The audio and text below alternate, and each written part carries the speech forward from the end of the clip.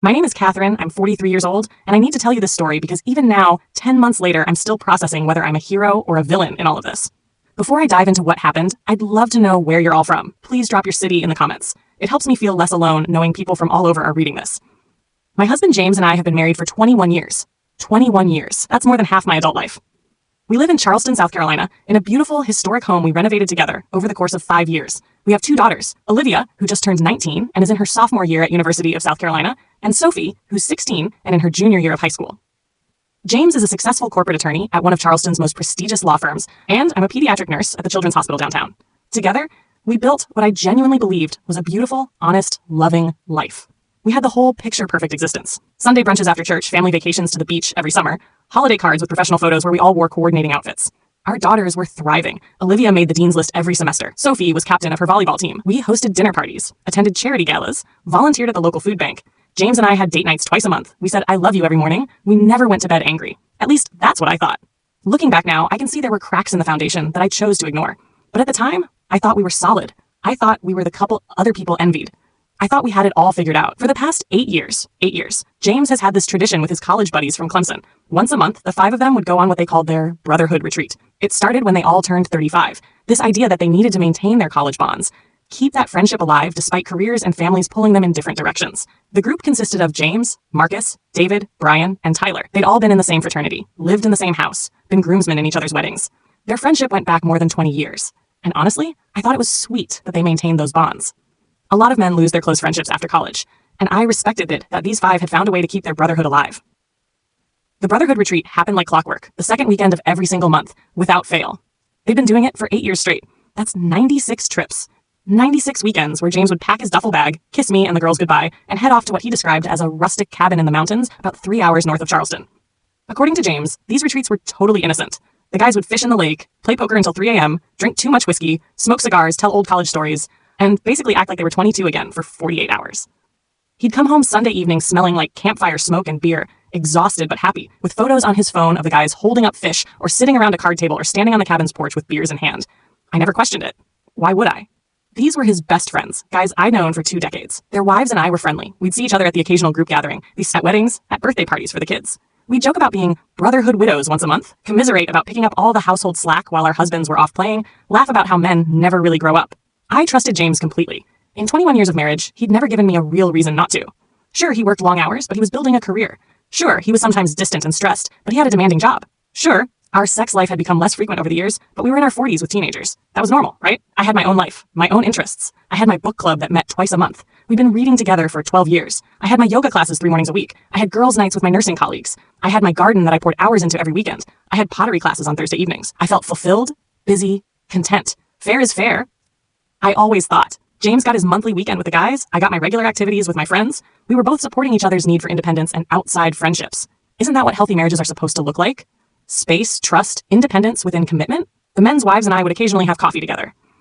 Jennifer, who was married to Marcus, she was a real estate agent, always perfectly put together, drove a white Mercedes. Patricia, David's wife, she was quiet, a stay-at-home mom to their 4 kids, played the organ at their Baptist church every Sunday. Amy, married to Brian, she was a teacher at Sophie's school actually, taught AP English, always had a book recommendation. And Nicole, Tyler's wife, she was pregnant with their 3rd child, a full-time mom who ran her household like a military operation. We weren't best friends, but we were friendly. We'd text occasionally, see each other at school events or around town. We'd bond over the challenges of marriage, parenting, maintaining identity outside of our roles as wives and mothers. Normal stuff. None of us seemed unhappy. None of us seemed to suspect that anything was wrong. Then came March 15th, a Friday. The date is burned into my memory like a brand. James left for his brotherhood retreat that morning just like he had 95 times before. He got up at 6 a.m., showered, dressed in his usual retreat outfit, jeans, a Clemson t-shirt, hiking boots. He came into the kitchen where I was making coffee and wrapped his arms around me from behind, kissing my neck. "I'm heading out," he said. "Should be home by 6 or 7 tomorrow night." "Have fun," I said, turning to kiss him properly. "Catch a big fish for me. Don't let Marcus win at poker again." He laughed. "No promises on either count. Love you." "Love you too." He grabbed his duffel bag from the hall, the same worn canvas bag he'd had since college, and headed out to his car. I watched from the kitchen window as he threw the bag in the trunk of his BMW and backed out of the driveway, waving as he left. That was the last normal moment of my marriage. I went about my day normally. I got ready for work, made sure Sophie had lunch money, reminded her about volleyball practice after school. I worked a full shift at the hospital. It was a tough day. We had 3 kids in the pediatric ICU, and I was assisting with one particularly complicated case that took all my focus and energy. I got home around 3:30 p.m., exhausted. Sophie was already home, doing homework at the kitchen table. Olivia called from college to tell me about some drama with her roommate. I made dinner, salmon, roasted vegetables, salad. Sophie and I ate together, watched an episode of some show she liked, and then she went upstairs to FaceTime with her boyfriend. Around 7 p.m., I was cleaning up the kitchen when I noticed something on the counter. James's phone. Just sitting there, plugged into the charger where he'd left it that morning. My stomach dropped. In 21 years of marriage, James had never, not once, forgotten his phone. The man was surgically attached to that device. He checked it constantly. Emails, texts, news, sports scores. He'd panic if he left it in another room, let alone left it behind for an entire weekend. I picked it up, staring at it like it was a bomb. My first thought was practical. He's going to realize and panic. I should let him know. I pulled out my own phone and texted him, "Hey, you forgot your cell. It's here on the counter. Want me to try to get it to you somehow?" No response. Obviously, he didn't have his phone. I thought about calling Marcus or one of the other guys, but I didn't have their numbers saved in my phone. I could have looked them up, but something stopped me. A weird instinct I couldn't name. I set James's phone back on the counter and tried to go about my evening. I took a bath, did some reading, checked on Sophie before bed. But I kept thinking about that phone sitting downstairs. It felt wrong somehow. Around 9 p.m., I was in bed reading when I heard it. Buzz! Buzz! James's phone was getting notifications. I told myself to ignore it. Privacy, trust, boundaries, all the things you're supposed to respect in a marriage. But the buzzing continued. Buzz. Buzz. Buzz. Finally, around 10 p.m., I went downstairs. I told myself I'd just glance at the lock screen to see if it was work calling, something urgent he might need to know about. I picked up the phone. There were multiple notifications on the lock screen. Most were from work, emails from colleagues, nothing urgent. But there was one text message notification that made my blood run cold. It was from a contact labeled retreat coordinator, and the preview said, "Confirmed for tonight. The girls are excited to see you guys again. Same arrangements as last time. See you at 8. XOXO. The girls?" I read it again, and again. "And the girls are excited to see you guys again." My hands started shaking. My heart started pounding. A cold sweat broke out on my forehead. The girls? What girls? The guys were supposed to be at a cabin in the mountains, fishing and playing poker. What girls? I told myself there was an innocent explanation. Maybe they'd hired a catering service.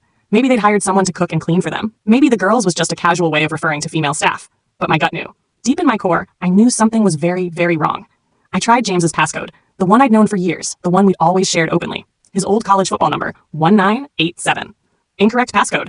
I tried again, thinking I'd mistyped. 1987. Incorrect passcode. He'd changed it. My husband had changed his passcode and never told me. In 21 years of marriage, we'd always known each other's passcodes. It was never a thing, never an issue. Suddenly he changed it and I'd never even noticed. When had he changed it? Why had he changed it? And why hadn't I noticed? I tried a few other combinations. Our anniversary, the girls' birthdays, his mother's birthday. Nothing worked. The phone was locked and I had no way in. I stood in the kitchen for what felt like hours, but was probably only 15 minutes, just staring at that phone, watching more texts come in from retreat coordinator. Each notification felt like a small bomb detonating in my chest. 8:47 p.m. Running a bit late, but we're on our way. 9:20 here. Where should we park? This place is gorgeous. You boys sure know how to pick them. You boys. The girls. We're here. This wasn't a catering service. This wasn't innocent. I sat down at the kitchen table, phone in hand, and just breathed. In and out, trying not to spiral into full panic. Sophie was upstairs asleep. Olivia was at college 2 hours away. I was alone with this knowledge, this terrible suspicion, and a locked phone that held answers I desperately needed but couldn't access. I could call James on someone else's phone, use Sophie's cell, or call from my work number. But what would I say? "Hey, honey, who are the girls that are excited to see you?" He'd have an excuse ready. He'd gaslight me. He'd make me feel crazy for even asking. I could wait until he got home and confront him then, but that was 45 hours away. Could I pretend everything was normal for 45 hours while this suspicion ate me alive? Or I could find a way to get into that phone and see the truth for myself. I sat at that kitchen table until almost midnight, battling with myself. Going through his phone without permission felt like a huge violation of trust. But he'd changed the passcode without telling me. He was getting mysterious texts from someone called retreat coordinator about girls being excited to see him. Weren't those violations of trust too? Finally, around 11:30 p.m., I made a decision. I called my brother-in-law, Derek. He's Marcus's younger brother, not particularly close to the Brotherhood group, and he works in IT security for a tech company. "Derek," I said when he answered, trying to keep my voice steady. "I'm so sorry to call so late. I have a huge favor to ask." "Katherine, what's wrong? Are you okay?" "I'm fine. This is embarrassing, but I locked myself out of my phone. I changed the passcode and I wrote it down, but I can't find where I wrote it. And I have some important work emails I need to access tonight. Is there any way to get back in?" It was a complete lie, and I felt sick telling it, but I needed help, and Derek was my best option. "Oh man, that's frustrating," Derek said. "Yeah, there are some workarounds. It depends on what kind of phone and what iOS you're running. Do you have a computer nearby?" For the next 2 hours, Derek walked me through a complicated process involving plugging the phone into my laptop, downloading some software, and running various commands that meant absolutely nothing to me, but that Derek patiently explained. He was clearly tired, clearly confused about why I needed to do this at midnight on a Friday, but he helped anyway. Around 1:30 a.m. I was in. The phone unlocked, and I was staring at James's home screen, a photo of all 4 of us from our last vacation to Hilton Head, all of us smiling on the beach at sunset. My hands were shaking so badly I could barely hold the phone. "Did it work?" Derek asked. "Yes," I managed. "Yes, thank you so much. I really appreciate it." "No problem. Hey, are you sure you're okay? You sound upset." "I'm fine, just tired. Long week at work. Thanks again, Derek, I owe you." We hung up, and I just sat there staring at the unlocked phone in my hands. This was it. This was the moment. Once I looked, I couldn't unsee whatever I found. Once I knew, I would have to deal with it. But I had to know. I couldn't unknow what I already suspected. I opened his messages first. The text from retreat coordinator was the most recent. I clicked on it. The full conversation loaded, and my world exploded. Months of messages. Months. Detailed arrangements for every retreat. Confirmations of the girls being booked. Discussions of preferences. Hair color. Body type. Specific requests. Updates on timing, location, payment. This wasn't a fishing trip.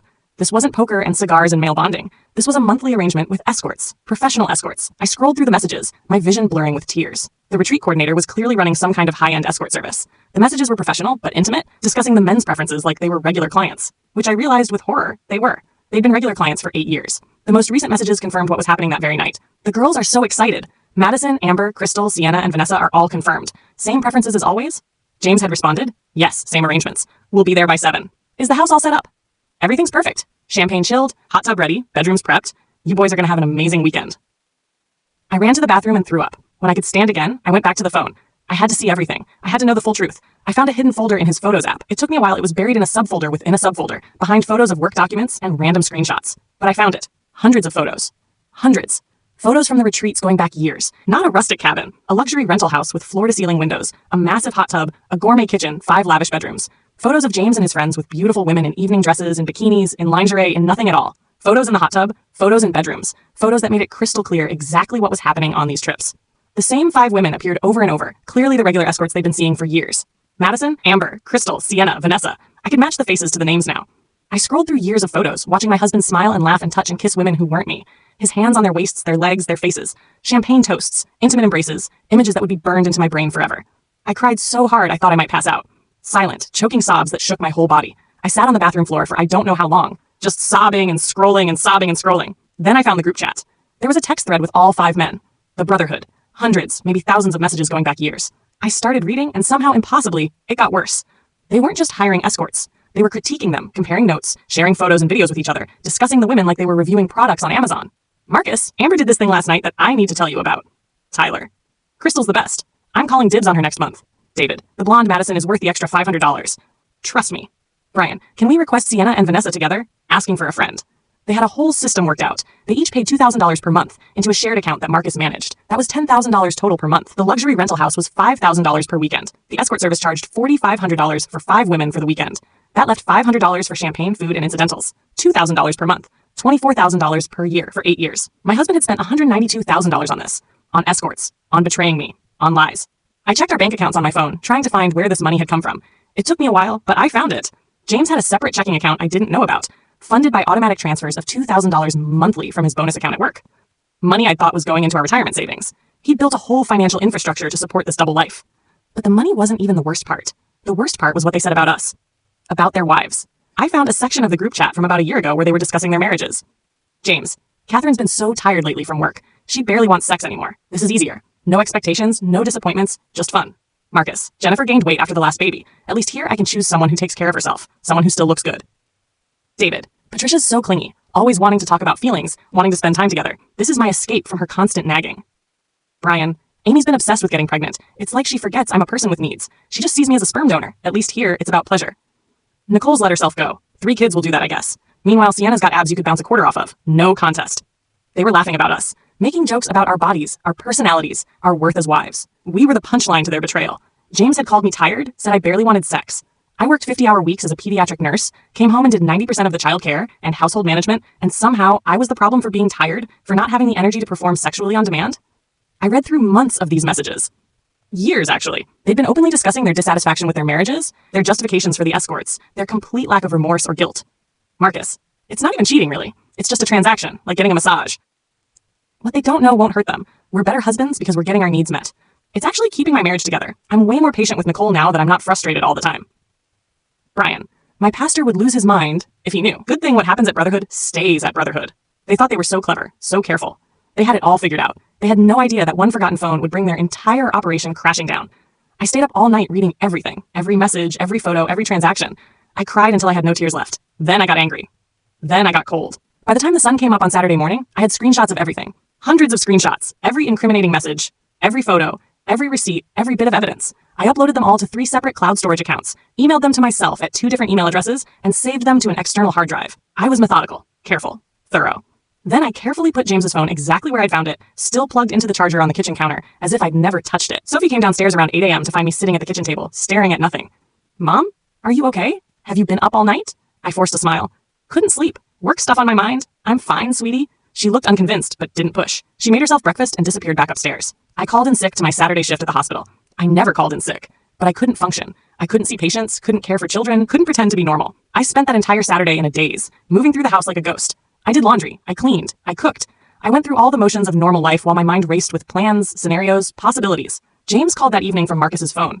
Hey, babe, he said, his voice cheerful. Just checking in. Realized I left my phone at home. Can you believe it? I'm such an idiot. Yeah, I saw it on the counter this morning, I said, my voice amazingly steady. I figured you'd realize. Having a great time. Weather's perfect. Caught a huge base this afternoon. Marcus says hi. That's great, honey. Say hi back.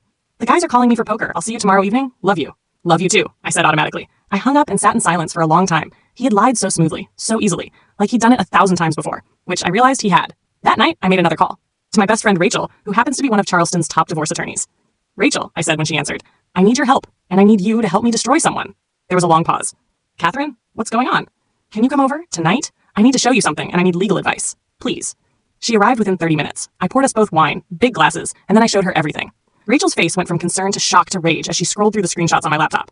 Katherine, she said slowly, this is beyond betrayal. This is financial fraud. This is, Jesus Christ, I'm so sorry. I didn't cry. I was past crying. What can we do? Legally, what are my options?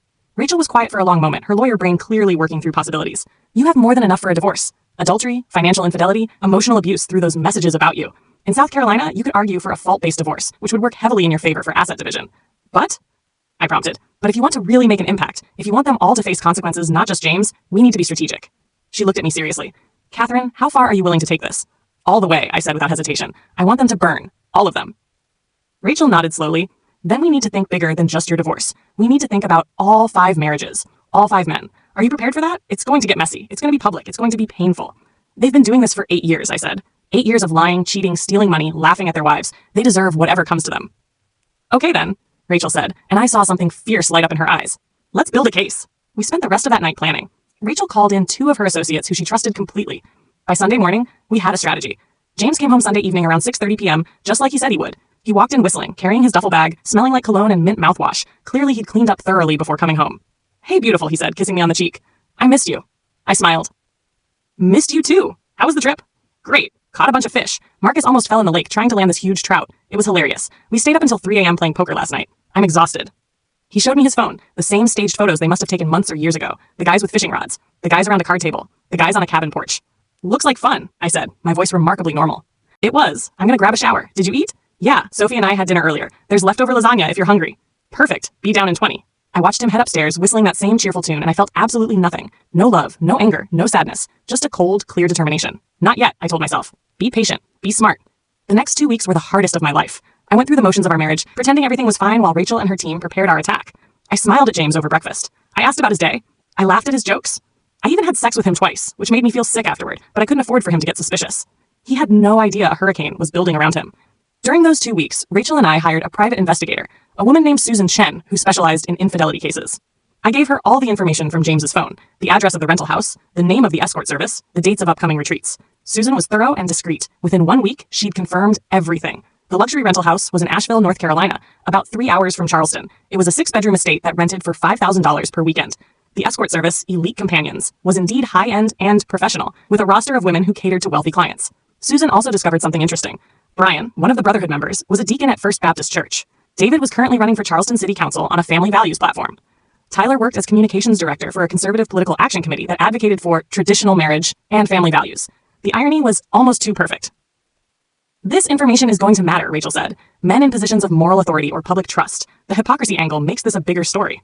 Good, I said coldly. I want it to be a big story. During this time, I did something else. Something I still feel conflicted about, but that felt necessary in the moment. I reached out to the other wives. I started with Jennifer, Marcus's wife. We met for coffee at a cafe across town where we were unlikely to run into anyone we knew. Jennifer, I said after we'd ordered and sat down. I need to tell you something, and it's going to be really hard to hear. I'm so sorry, but you need to know. Her face immediately tensed. What? Is someone hurt? Is it Marcus? No one's hurt, but...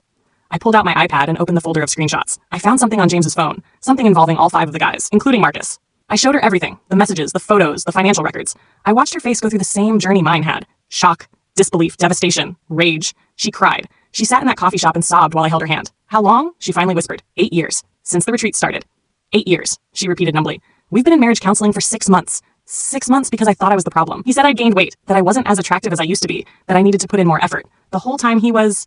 She couldn't finish the sentence. She didn't need to. Jennifer, I'm not just telling you to tell you. I'm telling you because I'm doing something about this, and I want to know if you're with me. She looked up, tears streaming down her face. What are you planning? I'm planning to make sure they all pay for this. Every single one of them. But I need all of us, all 5 wives, united. We're stronger together. They've been operating as a brotherhood? Fine, we'll operate as a sisterhood. Something hardened in Jennifer's eyes. What do you need me to do? I need you to be strong. I need you to trust me. And I need you to help me tell Patricia, Amy, and Nicole. She wiped her eyes, sat up straighter, and nodded. I'm in. Whatever you need. Over the next few days, Jennifer and I told the other 3 wives. Each conversation was heartbreaking in its own way. Patricia, David's wife, the quiet church organist with 4 kids, didn't cry when I showed her the evidence. She just got very, very still. Her hands shook as she scrolled through the screenshots. My husband is running for city council, she said, her voice flat. His entire platform is family values, traditional marriage. He gives speeches about the sanctity of marriage and the importance of fidelity. I know, I said gently. She looked at me and I saw something cold and determined crystallizing in her eyes. When do we strike? Amy, Brian's wife, had a full panic attack when I showed her the evidence. She hyperventilated so badly I almost called 911. We were at her house. She'd invited me over for lunch, and I had to help her breathe into a paper bag. Brian's a deacon, she gasped between breaths. He teaches Sunday school. He counsels couples. I know, I said, rubbing her back. I'm so sorry. When she could breathe normally again, she told me something that made me even more furious. We've been trying to get pregnant for 3 years. 3 years of IVF treatments. We've spent $40,000, our entire savings on fertility treatments. Last month, Brian told me we couldn't afford another round. He said we needed to be financially responsible, that maybe we should accept that it might not happen. She started crying again. He was spending $2,000 a month on prostitutes while telling me we couldn't afford to try to have a baby. I held her while she sobbed. Amy, I'm going to make this right. For all of us. But I need to know. Are you with me? She pulled back, her face blotchy and tear-stained but determined. I'm with you. Nicole, Tyler's wife, was the most complicated. She was 8 months pregnant with their 3rd child when I told her. I almost didn't tell her. I didn't want to send a pregnant woman into labor from stress. But Rachel convinced me that she deserved to know. We met at a park where she could sit while her 2 older kids played on the playground. I showed her the evidence as gently as I could. Nicole scrolled through it all with no visible emotion. She was eerily calm. Nicole? I prompted. Are you okay? She finally looked up at me. I need to think about this. I have 3 kids, about to be 3 kids. I can't make any rash decisions. I completely understand, I said. Take whatever time you need. But Nicole, this has been going on for 8 years, through your entire marriage, through 2 pregnancies. He was with these women while you were home pregnant with his children. Her jaw tightened, but she remained composed. I said I need to think about it. I'll call you. 2 days later, she called. I'm in, she said without preamble. But I have conditions. My kids can't be hurt by this more than necessary. Can you promise me that? I'll do everything I can to protect the kids, I said. All of them. This is about the men, not the children. Okay then, Nicole said. What do you need from me? With all 5 wives united, we began to plan our coordinated attack. This wasn't going to be 5 separate, quiet divorces. This was going to be a public exposure that would ensure real consequences for all 5 men. Rachel coordinated with divorce attorneys for each wife. We synchronized our efforts, making sure we all had the same level of evidence, the same legal strategies, the same goals. We also made a decision that some people might judge us for. We contacted a journalist. Her name was Sarah Chen, and she'd built her career on investigative journalism focusing on hypocrisy and corruption among South Carolina's elite. She'd exposed corrupt politicians, predatory businessmen, hypocritical religious leaders. When I reached out to her through a mutual contact and laid out the story, 5 prominent Charleston men, including a city council candidate and a church deacon, maintaining a secret 8-year arrangement with escorts while their wives thought they were on fishing trips, she was immediately interested. This is exactly the kind of story that needs to be told, Sarah said when we met at her office. The entitlement, the systematic deception, the financial abuse, the hypocrisy from men who publicly champion family values. When can we talk on the record? Soon, I said. We're planning a coordinated revelation. I'll give you exclusive access to everything, all the evidence, interviews with all 5 wives, the financial records, everything. But it has to be timed perfectly. Sarah's eyes lit up. I'm in. This is going to be huge. The next Brotherhood retreat was scheduled for April 12th. That would be our D-Day. The day everything would explode. We had 5 weeks to prepare. 5 weeks of living lies, pretending everything was normal, while secretly building a case that would destroy 5 marriages and 5 reputations simultaneously. Those 5 weeks were surreal. I went through the motions of my normal life, worked my shifts at the hospital, attended Sophie's volleyball games, helped Olivia plan her summer internship over the phone, cooked dinners, did laundry, smiled at James across the breakfast table. He had no idea. None of them did. The 5 of us wives communicated through a secret group chat we called the Sisterhood. We used a secure messaging app that deleted messages after 24 hours. We supported each other through the difficult days, shared resources, coordinated our legal strategies, and became genuinely close. Jennifer discovered that Marcus had taken out a secret credit card to help fund his share of the retreats. The balance was $47,000. He'd been making minimum payments from a hidden bank account. Patricia discovered that David had been lying about work conferences too. Beyond the monthly retreats, he'd had at least 6 additional encounters with escorts over the years when he was supposedly traveling for business. Amy made a discovery that broke my heart. She found Brian's journal where he'd written extensively about the retreats. In one entry from 2 years ago, he wrote, Amy wants a baby so badly, but I'm not ready. The freedom of these weekends, the excitement of the variety, I don't want to give that up yet. A baby would complicate everything. I told her we can't afford another round of IVF, but really I just want to keep this going as long as possible. He'd been deliberately sabotaging their attempts to have a child so he could continue his double life. Nicole discovered something equally disturbing. She found text messages between Tyler and one of the escorts, private messages outside of the service, exchanged over the past year. They'd formed some kind of relationship beyond the transactional arrangement. Tyler had been telling this woman, whose real name was apparently Sienna, about his marriage, his frustrations, his feelings. He'd told Sienna things he'd never told Nicole. He'd been having an emotional affair alongside the physical ones. Each new discovery made us more determined. These weren't mistakes or one-time lapses in judgment. This was systematic, intentional, long-term betrayal with no remorse. During those 5 weeks, our private investigator Susan continued gathering evidence. She confirmed the upcoming retreat was scheduled as usual. Same house, same date, same escort service, same 5 women. She also did something brilliant. She reached out to elite companions and, posing as a potential client, got information about their services, pricing, and policies. She learned that the 5 men were considered VIP clients because of their long-term loyalty and high spending. They got preferential scheduling and occasionally received complimentary upgrades. My husband was a VIP client at an escort service. That sentence kept running through my head, surreal and devastating. Sarah Chen, the journalist, spent those 5 weeks preparing her article. She interviewed all 5 of us wives extensively. She reviewed all the evidence. She reached out to the escort service for comment. They declined. She contacted the luxury rental property. They confirmed the men had a standing monthly reservation, but declined further comment. She was building an airtight story. Rachel and the other attorneys spent those 5 weeks preparing ironclad divorce filings for all 5 of us. In South Carolina, adultery is grounds for a fault-based divorce, which significantly impacts asset division and alimony. We were all going to file simultaneously, creating a legal tsunami. We also made plans for our children. This was the hardest part, knowing that our actions would hurt innocent kids. But we all agreed that staying silent would hurt them more in the long run. What kind of example would we set by accepting this betrayal? What would we teach our daughters about their worth? What would we teach our sons about how to treat women? Olivia was old enough that I decided to tell her before the public exposure. 2 days before April 12th, I sat her down and showed her everything. She cried. She was angry. She was devastated. But ultimately, she hugged me and said, "Mom, you have to do this. You can't let him get away with this. I'm so sorry this happened to you, but I'm proud of you for standing up for yourself." "What about your relationship with your dad?" I asked, worried. "That's on him, not you," she said firmly. "You didn't do anything wrong. He did. If our relationship changes, that's because of his choices, not yours." I decided not to tell Sophie until after everything went public. She was only 16, still living at home, and I wanted to protect her from the anticipation and stress as much as possible. I'd tell her immediately after, but not before. The other wives made similar decisions about their children based on ages and circumstances. Finally, April 12th arrived, a Friday. The day I'd been simultaneously dreading and anticipating for 5 weeks. James got up that morning at 6 a.m., just like always. He showered, dressed in his retreat clothes, came into the kitchen where I was making coffee. "Big weekend ahead," he said cheerfully, kissing my cheek. "Marcus says the weather's supposed to be perfect." "Sounds great," I said, smiling. "Catch some fish for me. Always do," he said, grabbing his duffel bag from the hall. "Love you." "Love you too," I said automatically. I watched from the kitchen window as he backed out of the driveway and drove away, waving as he left. I felt nothing. No love, no anger, no sadness. Just a cold, clear sense of purpose. This was the last time he would leave for a brotherhood retreat. The last time he would lie to me. The last time he would underestimate me. As soon as his car disappeared around the corner, I called Jennifer. "He's gone." "Marcus just left too," she said. "The others are all en route. It's happening." The 5 of us wives had taken the day off work. We'd all arranged for our kids to be elsewhere, at school, at friends' houses, with relatives. We gathered at Jennifer's house, the largest and most private of our homes. We were all nervous, all processing this in our own ways. But we were united. We were ready. Susan, our private investigator, was already in position near the rental property in Asheville with a photographer. Sarah Chen, the journalist, was with them. They would document the men's arrival, the escort's arrival, and gather final evidence. At 2:47 p.m., Susan texted, "All 5 men have arrived at the property." At 4:23 p.m., 5 women just arrived, confirmed as the regular escorts based on photos. They were greeted warmly, clearly a long-standing arrangement. At 5:15 p.m., getting photos and video of everyone inside, champagne already flowing. They're settled in for the weekend. At 6 p.m., we received the final confirmation we needed. Clear photographs of all 5 men with the 5 escorts inside the rental house, clearly engaged in a party that was anything but innocent. It was time. At 6:30 p.m., all 5 divorce attorneys simultaneously filed divorce papers in Charleston County Family Court. Public record, immediately searchable online by anyone who knew where to look.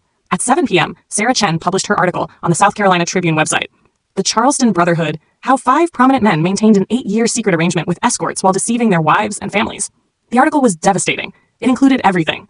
The full timeline of the 8-year deception, the financial details, $960,000 spent collectively over 8 years, photos of the men at the luxury rental property, faces clear, escorts' faces blurred for their privacy, screenshots of their group chat messages with the most damning quotes highlighted, and extensive interviews with all 5 wives. Sarah had written it perfectly, not as a salacious scandal piece, but as an investigation into financial fraud, systematic deception, and the hypocrisy of men who publicly championed family values while privately betraying their families. The section on David, the city council candidate, was particularly damning. Sarah had pulled quotes from his campaign speeches about protecting traditional marriage and upholding family values, and juxtaposed them with evidence of his 8-year participation in the Brotherhood scheme. The section on Brian, the church deacon, included his role in marriage counseling and Sunday school teaching, alongside evidence of his betrayal and his deliberate sabotaging of his wife's attempts to have a child. The section on Tyler, the communications director for a family values PAC, highlighted the profound hypocrisy of a man who professionally advocated for traditional marriage while regularly engaging with escorts. It was comprehensive, well-researched, and utterly damning. At 7:30 p.m., each of us posted a statement on our personal social media accounts. Mine read, "After 21 years of marriage, I've discovered that my husband James, along with 4 of his closest friends, has been participating in a secret arrangement with escorts once monthly for the past 8 years. While I believed he was fishing and bonding with his brotherhood, he was systematically betraying our marriage, our family, and our trust. He spent nearly $200,000 of our marital assets on this deception without my knowledge or consent. I filed for divorce. To other women who suspect something but feel crazy for questioning, trust your instincts. You're not paranoid. You deserve honesty, respect, and fidelity. You deserve better." Jennifer's post mentioned Marcus's hidden credit card debt and financial fraud. Patricia's mentioned David's city council campaign and his stunning hypocrisy. Amy's mentioned Brian's position as church deacon and his sabotage of their attempts to have a child. Nicole's mentioned Tyler's work with a family values organization while maintaining a relationship with one of the escorts. We tagged local news outlets, Charleston social media influencers, local politicians, the men's employers, their churches, their professional organizations. We made sure everyone in Charleston, everyone who mattered, would see it. Then we turned off our phones and waited. The explosion was immediate and catastrophic. Within 15 minutes, Sarah's article had been shared hundreds of times. Within an hour, it was trending on local Twitter. Within 2 hours, local news outlets were calling it breaking news and scrambling to cover it. By 10 p.m., it had been picked up by regional news. By midnight, it was going viral nationally. The Charleston 5 started trending on Twitter. Think pieces were being written. Hot takes were flying. Charleston's social media was absolutely on fire. We sat in Jennifer's living room, the 5 of us, watching it all unfold in real time on our laptops. It was surreal, like watching a bomb we'd planted finally detonate. Our phones were off, but we could see on social media that the men were being inundated with calls and messages. Friends, family, colleagues, journalists, everyone was trying to reach them. According to Susan, who was still monitoring the rental property, the men didn't realize what was happening until around 8:30 p.m. That's when their phones started going crazy with calls from numbers they didn't recognize, journalists trying to get comments. By 9 p.m., according to Susan, there was clear panic inside the house. The escorts left hastily around 9:30 p.m., clearly spooked by whatever the men had told them. By 10 p.m., the men were trying to figure out how to get back to Charleston, but they'd been drinking since mid-afternoon. They were in no condition to drive. And their faces were now all over the internet. They couldn't exactly check into a hotel without being recognized. According to Susan, Marcus tried to drive anyway around 11 p.m. and made it about 2 miles before rear-ending someone at a stop sign. Minor accident, no one seriously hurt, but the police came. Marcus failed the breathalyzer. He was arrested for DUI. The other 4 men stayed at the rental property that night, Benito, trapped in what must have been their own personal hell, knowing that their lives were imploding back in Charleston, but unable to do anything about it. The 5 of us wives stayed at Jennifer's house all night. We ordered pizza. We drank wine. We laughed and cried and supported each other. We watched the story spread across the internet like wildfire. By morning, it was national news. Charleston 5 scandal was trending nationwide. 2. News vans were parked outside the rental property in Asheville. Reporters were camped outside our homes in Charleston. It had become a full-blown media circus. The men tried to drive back to Charleston Saturday morning. They were greeted by news vans in the driveway of the rental property, shouting questions, cameras rolling. The footage of them leaving the property went viral. 5 middle-aged men in rumpled clothes, hungover and devastated, trying to hide their faces as they got into cars and fled. It became a meme. The walk of shame, people called it. The fallout in Charleston was biblical. David was forced to withdraw from the city council race within 24 hours. His campaign manager quit. His party issued a statement condemning his actions and returning all his campaign donations. His political career was over before it even really began. Brian was removed from his position as deacon at First Baptist Church by Sunday morning. The pastor gave a sermon that afternoon about hypocrisy, betrayal, and the importance of integrity. Several families left the church, not in protest of Brian's removal, but because they were angry he'd been allowed in leadership while living this double life. Tyler was fired from the Family Values PAC on Monday morning. The irony was not lost on anyone. The organization issued a statement calling his behavior antithetical to everything we stand for and promising to thoroughly examine our vetting processes. Marcus's law firm, where he was a partner, put him on indefinite leave pending an ethics investigation. The DUI arrest compounded his problems. Within 2 weeks, he'd be quietly forced to resign. James's firm, one of Charleston's most prestigious, didn't fire him outright. He was too valuable. Westsot had too many important clients. But he was immediately removed from several high-profile cases and reassigned to document review, essentially the legal equivalent of exile. He was also banned from any client-facing work or business development. They kept him employed, but made sure he'd never advance further.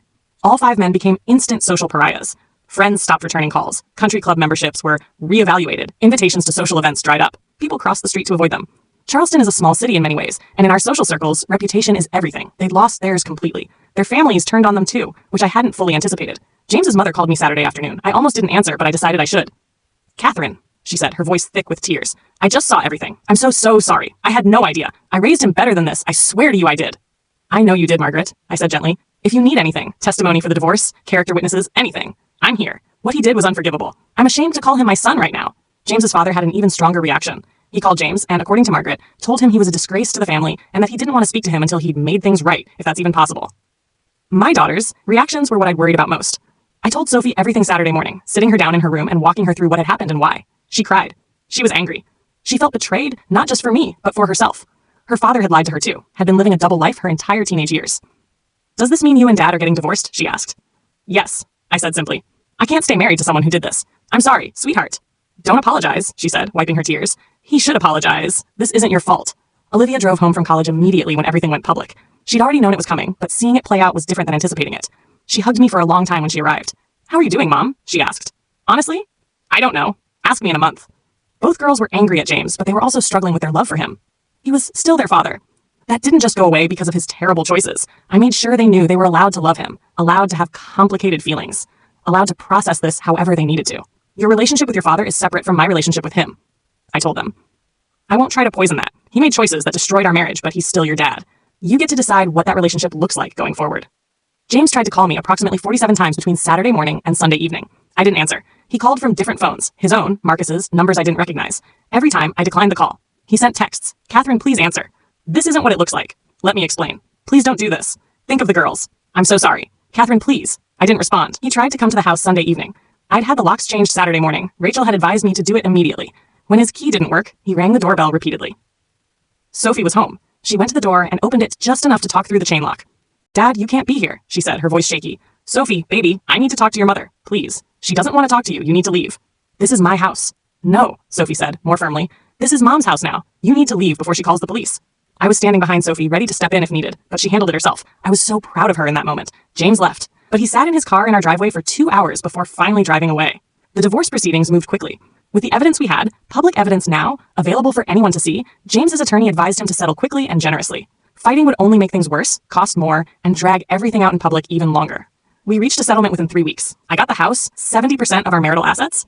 The judge agreed that James's secret spending and financial infidelity warranted an unequal division. Full physical custody of Sophie with visitation for James, which ended up being his choice. He was too ashamed to push for more, and substantial alimony.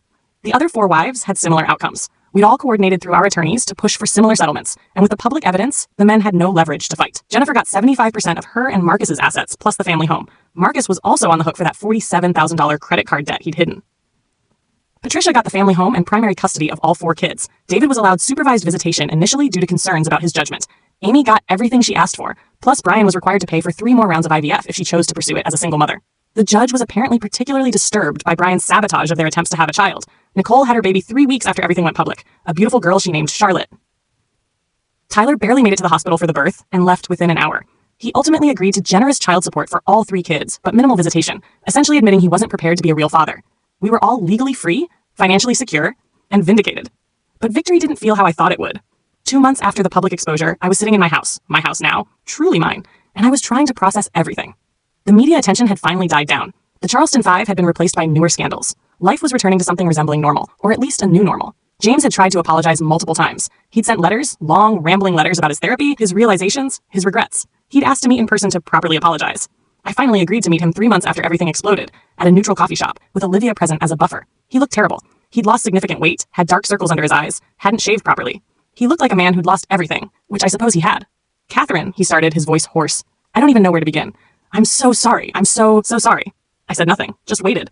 I was wrong about everything. The affairs, the lying, the money, the things I said about you to the guys, all of it. I was completely wrong. You were never the problem. Our marriage wasn't the problem. I was the problem. He took a shaky breath. I've been in therapy 3 times a week since this happened. I'm starting to understand things about myself, about why I did what I did. Not excuses. There's no excuse for what I did. But reasons, maybe. I was chasing something that wasn't real. I was trying to hold on to being young, being exciting, being that guy I was in college, and I destroyed everything real in the process. Why? I asked quietly. It was the first word I'd spoken. Why did I do it? He looked down at his coffee. Because it was easy. Because it made me feel powerful and desired in a way that real life didn't. Because after years of work stress and family responsibilities and getting older, it was an escape into fantasy. Because I'm selfish and weak, and I didn't think about the consequences until it was too late. Did you ever love me? I asked. Yes, he said immediately, looking up with tears in his eyes. God, yes. I still do. I know I have no right to. I know I don't deserve you. But I never stopped loving you, Katherine. That's the truth. Then how could you do this? For 8 years. How could you look me in the eye every day, sleep next to me every night, say you loved me, and then do this? I compartmentalized, he said. I convinced myself it wasn't real, that it didn't count, that it wasn't hurting anyone because you didn't know. I lied to myself before I lied to you. I justified it every way I could think of.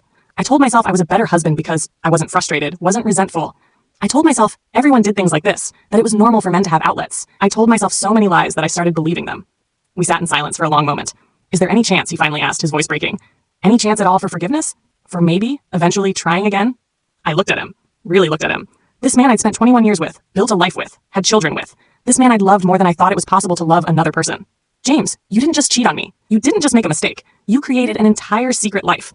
You coordinated with your friends to systematically betray your families. You spent nearly $200,000 of our money. You mocked me in messages to your friends. You lied to me every single day for 8 years. Every morning when you kissed me goodbye, every evening when you came home, every time you said you loved me.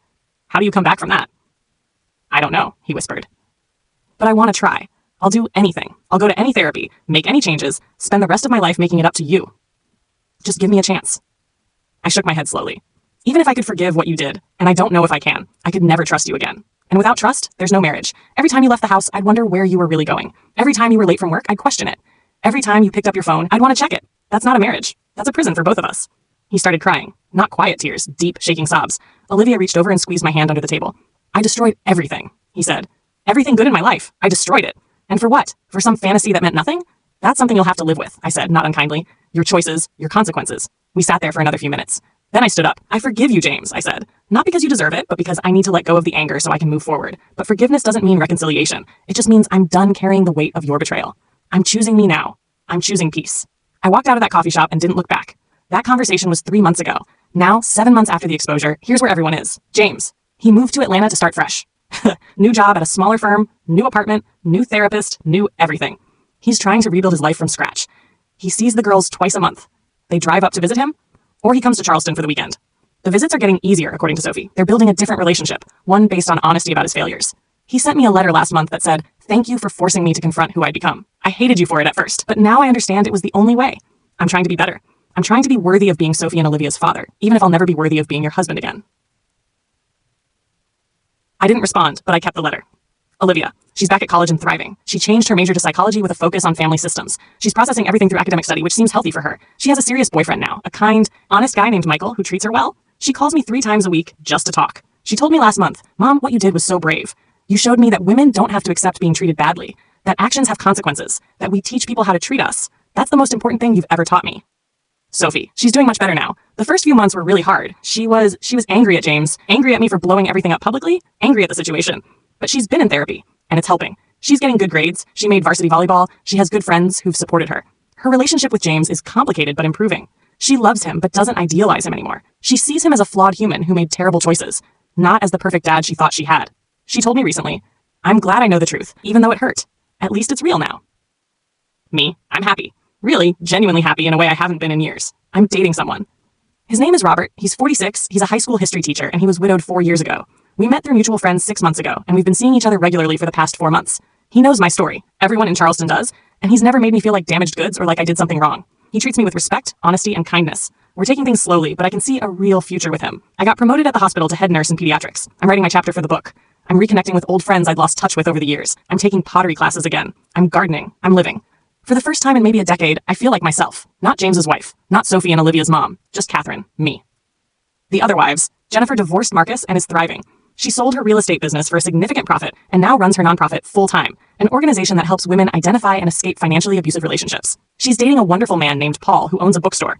She seems genuinely happy. Patricia finished her master's degree in counseling and is now working as a therapist specializing in betrayal trauma and infidelity. She's single by choice and says she's discovering who I am outside of being someone's wife. Her kids are doing well. David sees them every other weekend and is slowly rebuilding those relationships.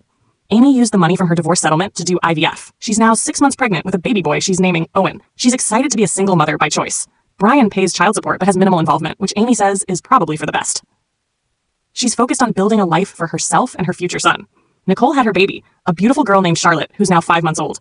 She's thriving as a single mother to 3 kids.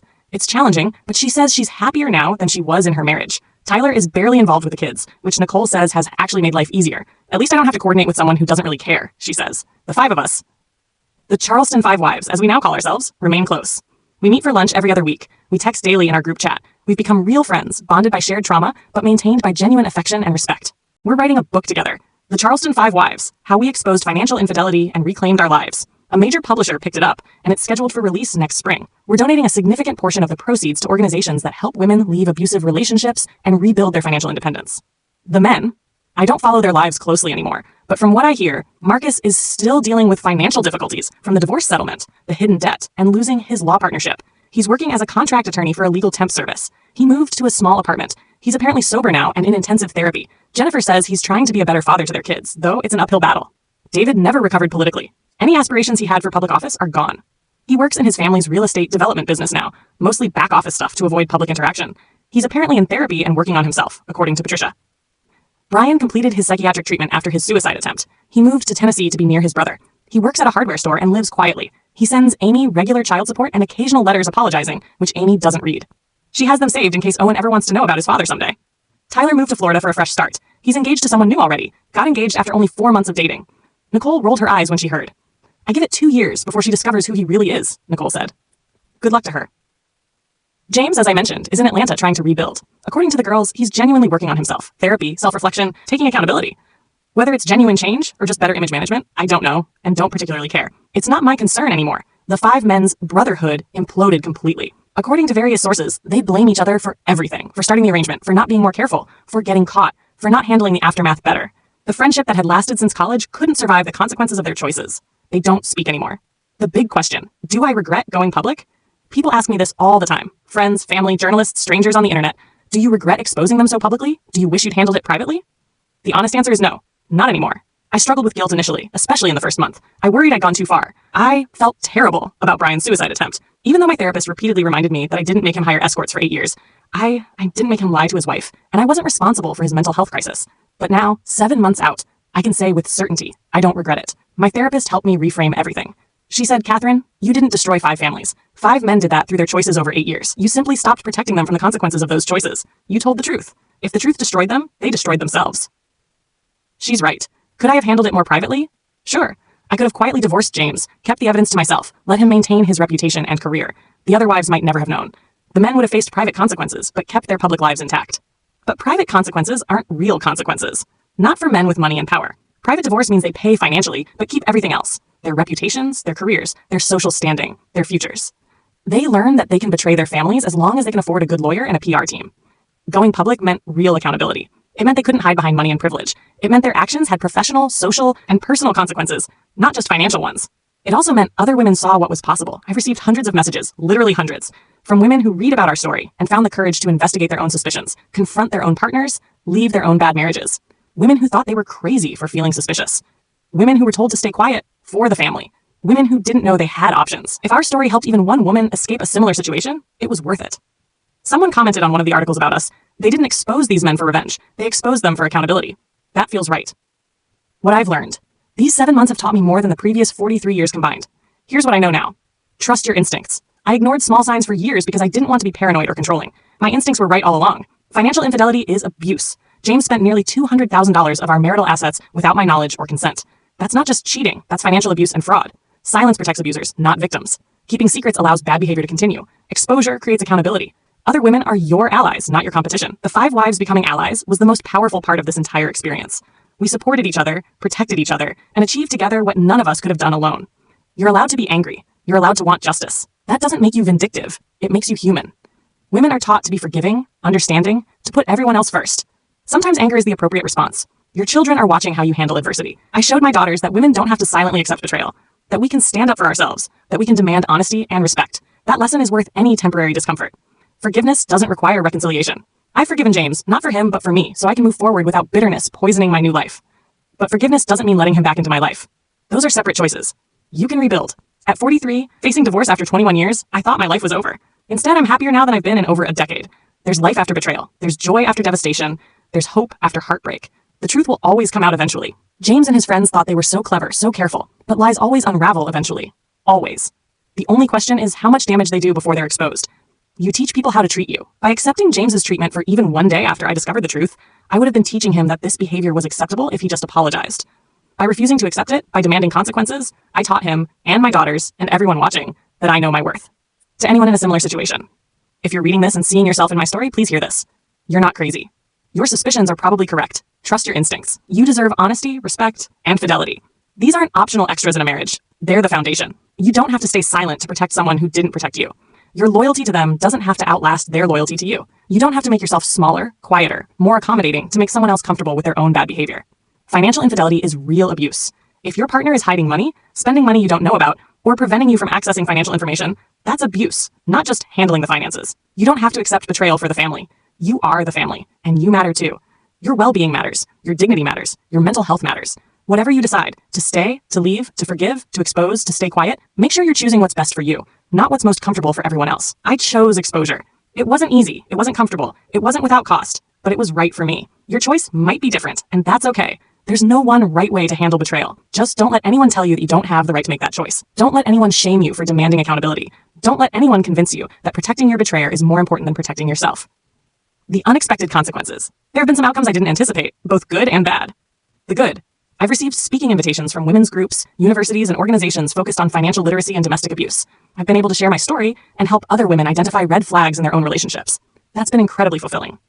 Jennifer, Patricia, Amy, Nicole, and I have become advocates for financial transparency in marriage. We're working with legislators to strengthen laws around financial infidelity and to require more disclosure in divorce proceedings. The book deal has given us a platform to discuss these issues on a larger scale. We're not just wronged wives anymore. We're advocates, activists, and educators.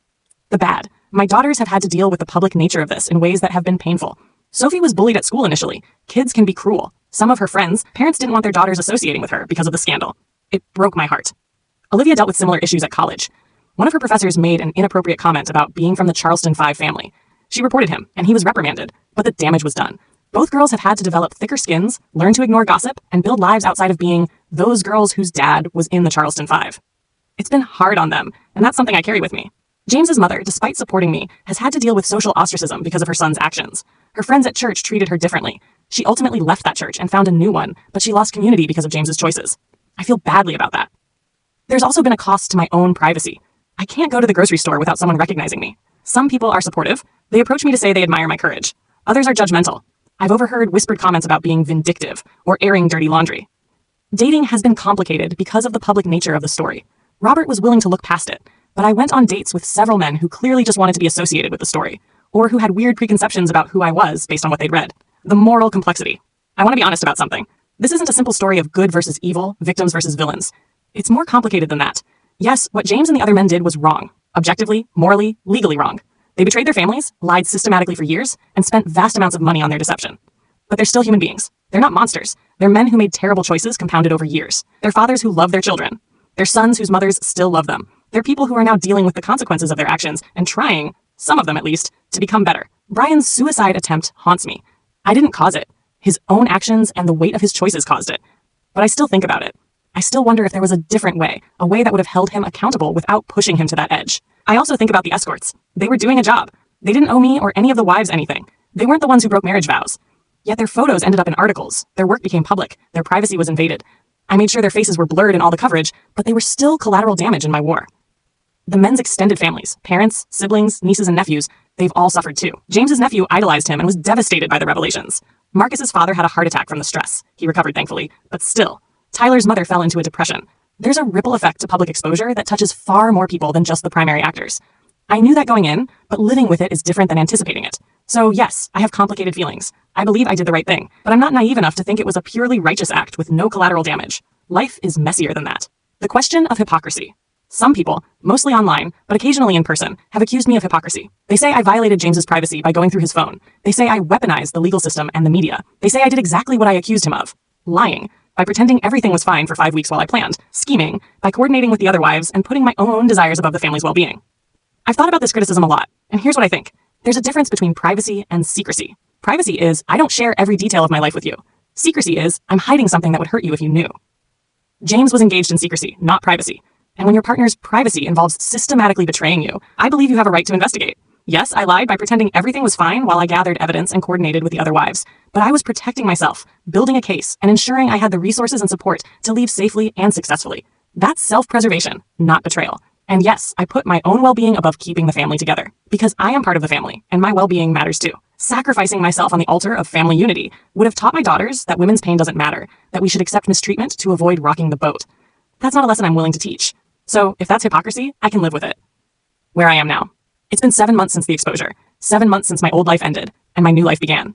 Some days are hard. I still have moments of grief for what I thought I had, for the marriage I believed was real. I have moments of anger that hit out of nowhere. I have moments of doubt where I wonder if I did the right thing. But most days I'm genuinely, authentically happy. I wake up in my house that I own, that James has no claim to, and I feel peace. No more lying. No more pretending. No more walking on eggshells or questioning my sanity or wondering if I'm being paranoid. I go to work and I'm good at my job. I come home and cook dinner for Sophie and we talk about her day. Olivia calls and tells me about her classes and her boyfriend and her plans for the future. I go on dates with Robert and we laugh and have real conversations, and I remember what it feels like to be truly seen by someone. I work in my garden and watch things grow.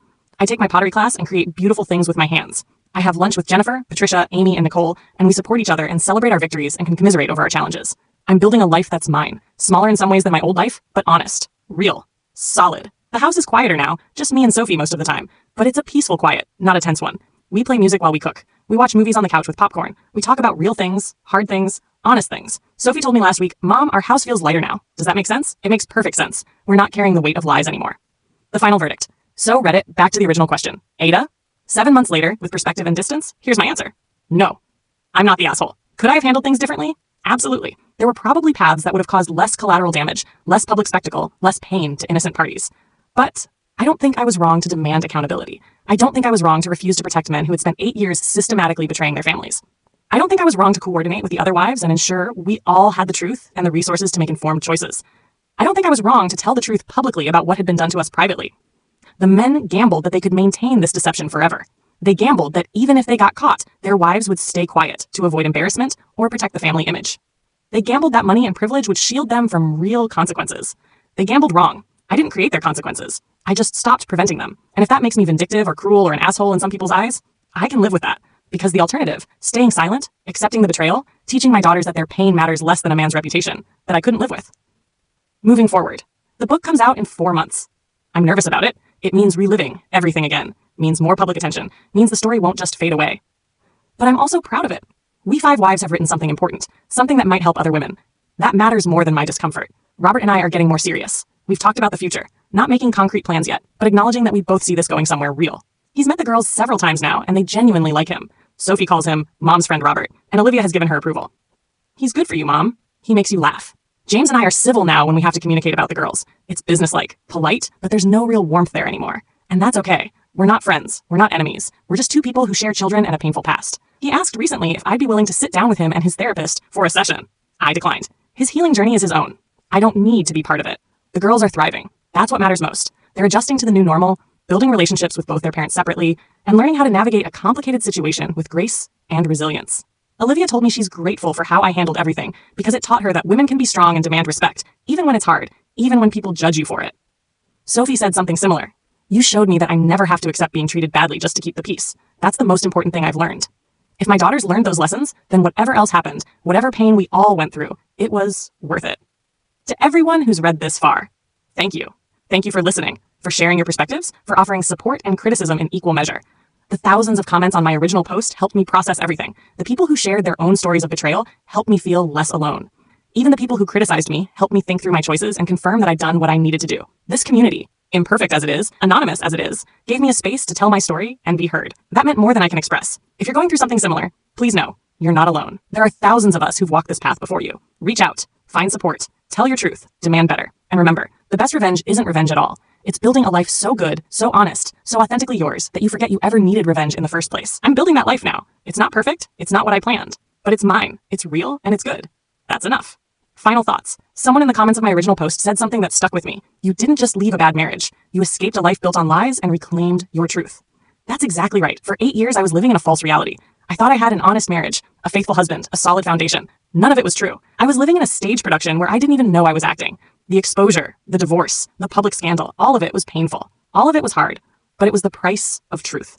And truth, however painful, is better than a comfortable lie. I'm 43 years old. If I'd stayed, if I'd accepted James's betrayal and lived quietly with it for the sake of preserving our marriage, I would have had maybe 30 or 40 more years of living a lie. 30 more years of wondering every time he left for a weekend. 30 more years of second-guessing myself, questioning my worth, swallowing my pain. Instead, I chose truth. I chose dignity. I chose myself. And now I have 30 or 40 years ahead of me to live honestly, authentically, freely, to build relationships based on truth, to show my daughters what it looks like to demand respect, to become more fully myself than I ever was in my marriage. That's not revenge. That's not vindictiveness. That's liberation. A year ago, I thought my life was ending. Turns out, it was just beginning. To anyone who's struggling with whether to expose a betrayal, to leave a bad relationship, to demand accountability even when it's hard, you're stronger than you think. You deserve better than you're getting. And there's a whole life waiting for you on the other side of this pain. Take the leap. Tell the truth. Choose yourself. You won't regret it. With hope and solidarity, Katherine Epilogue.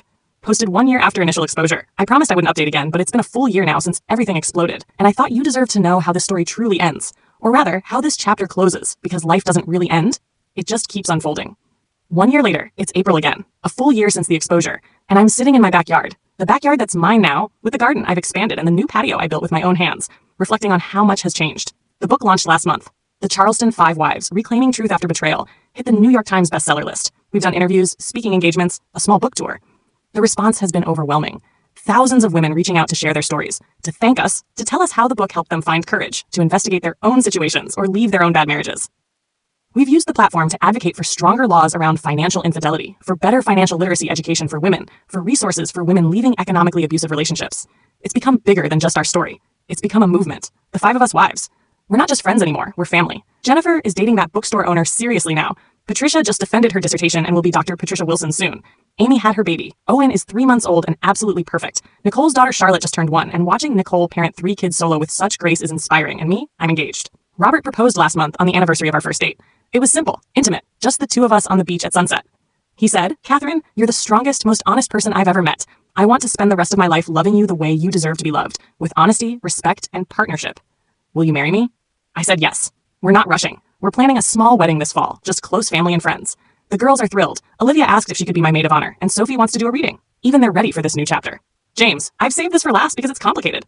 James has been working hard in therapy, like genuinely hard. He's been sober for a year. He's in a men's group for sex addiction and intimacy issues. He's volunteered to speak at a conference about betrayal and accountability from the betrayer's perspective. He's built a decent relationship with the girls. Not the same as it was before. That innocent trust is gone. But honest. He doesn't make excuses. He answers their hard questions. He acknowledges what he did and why it was wrong. He's trying to be better. 2 weeks ago, he asked if he could meet with me. Not with his therapist. Not with lawyers. Just the 2 of us to talk. I agreed, mostly because I was curious. We met at a park. Neutral territory. He looked good, healthy, clear-eyed, present in a way he hadn't been in years. "Katherine," he started, "I'm not here to ask for anything for us. I just wanted to tell you that you saved my life." I must have looked confused because he continued. "When everything exploded, when you exposed us all, I wanted to die. I contemplated suicide. I thought my life was over, that I destroyed everything, that there was no path forward." My breath caught. I hadn't known he'd been suicidal, but because you made it so public, because you demanded such complete accountability, I couldn't just smooth it over and move on. I had to actually face what I'd done. I had to do the real work of understanding why I did it and how to be better. He looked at me with clear eyes.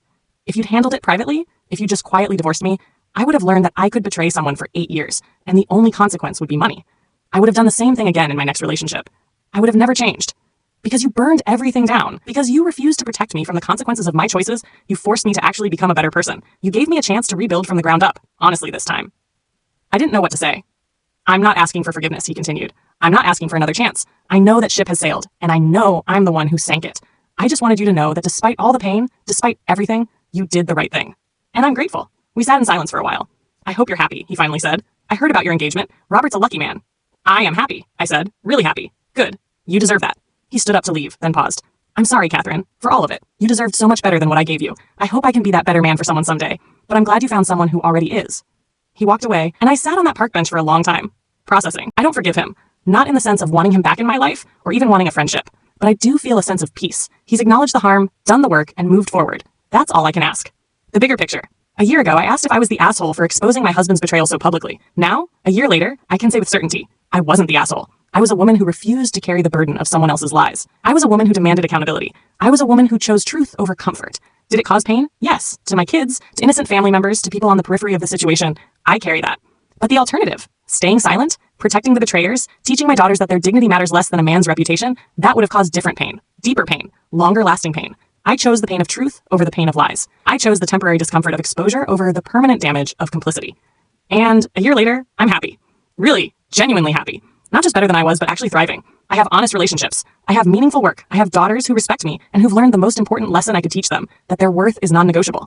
I have a partner who sees me, values me, treats me with the respect I deserve. I have a life that's mine. Smaller in some ways, but solid, real, honest. I wake up every morning without dread. I go to bed every night at peace. That's everything. To everyone still wondering, if you're in a situation where you're questioning whether to expose a betrayal, to leave a bad relationship, to demand accountability, here's what I want you to know. You already know the answer. If you're asking the question, if you're feeling that discomfort, if you're wondering if you're crazy, you're not. Your instincts are right. Trust yourself. Choose yourself. Tell the truth. Yes, it will be hard. Yes, there will be fallout. Yes, people will judge you. But on the other side of that pain is freedom, peace, authenticity, life. A year ago, I thought exposing James was the end of my life. It was actually the beginning. Don't wait 8 years like I did. Don't carry someone else's lies. Don't sacrifice your truth for someone else's comfort. You deserve better. And better is waiting for you, right on the other side of courage. Take the leap. I promise you, you can fly. With love and hope, Katherine.